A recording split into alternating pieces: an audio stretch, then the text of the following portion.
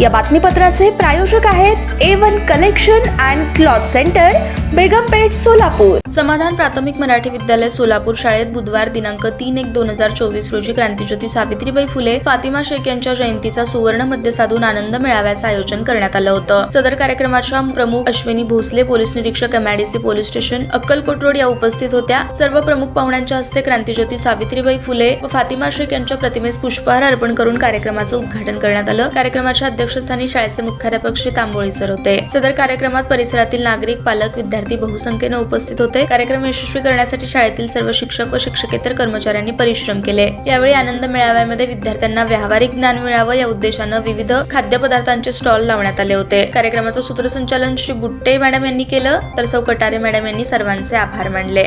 व्यासपीठावरील तुमच्या सगळ्यांचे आवडते हाकीम सर, सर्व शिक्षक वृंद, शिक्षिका, आपल्या बालकांचे कौतुक बघायला जमलेले सगळे पालकवर्ग आणि माझ्या बालमित्रांनो, सगळ्यात पहिल्यांदा तर मी तुमची माफी मागेन, कारण मला उशीर झाला, तुम्ही वाट बघत होता।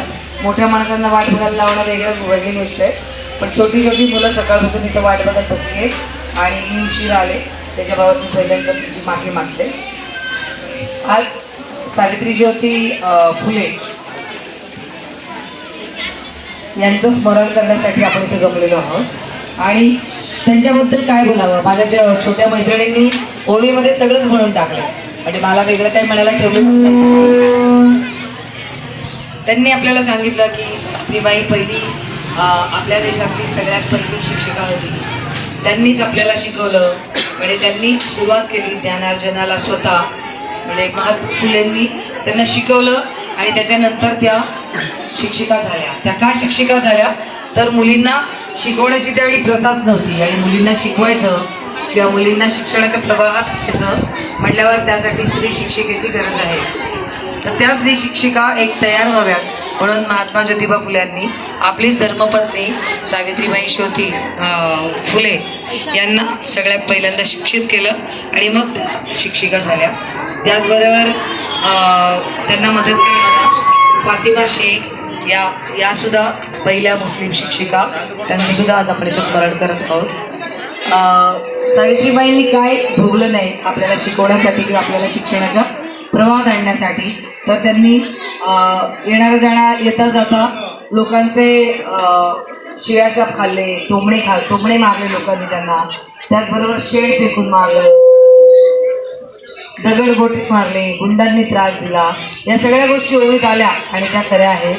त्यांनी खूप त्रास सहन करून आणि सगळ्यांचा विरोध पत्करून सगळ्यांनी जो विरोध केला किंवा जो त्रास दिला तो सगळा भोगला आणि त्याच्यामुळे त्यांनी जी एक शिक्षणाची नवीन महिलांसाठी जी पायवाट करून दिली त्याच्यामुळे आपण शिकलो आहोत आणि मी सुद्धा आज त्यामुळेच इथं आहे।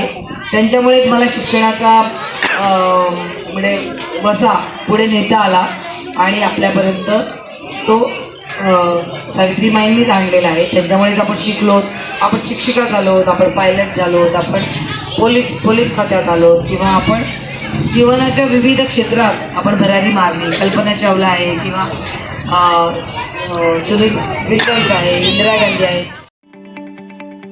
ताज्या बातम्या पाहण्यासाठी प्राईम महाराष्ट्र न्यूज चॅनलला सबस्क्राईब करा।